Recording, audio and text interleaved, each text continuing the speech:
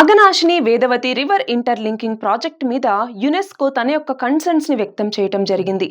ఏమని అంటే, ఒకటి, ఇది వెస్టర్న్ ఘాట్స్ లో ఉంది కాబట్టి వెస్టర్న్ ఘాట్స్ ఎకలాజికల్లీ చాలా ఫ్రెజైల్ ఏరియా. మరి అలాంటి ఈ ఏరియాలో ఈ ప్రాజెక్ట్ని ఇప్పుడు చేపడుతున్నారు.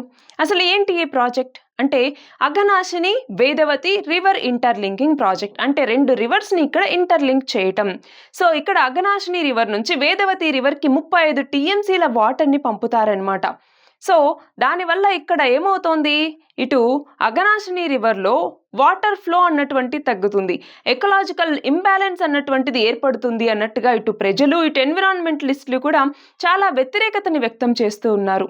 ఆ నేపథ్యంలో ఇప్పుడు యునెస్కో అన్నటువంటిది ఏం చెప్పింది, ఈ వెస్టర్న్ ఘాట్స్ మొత్తం కూడా యునెస్కో వరల్డ్ హెరిటేజ్ సైట్ కింద ఉంది కాబట్టి అక్కడ ఏ ప్రాజెక్ట్ అన్నటువంటిది చేపట్టినా అది యునెస్కో వరల్డ్ హెరిటేజ్ సైట్ నామ్స్ని ఫాలో అవ్వాల్సి ఉంటుంది.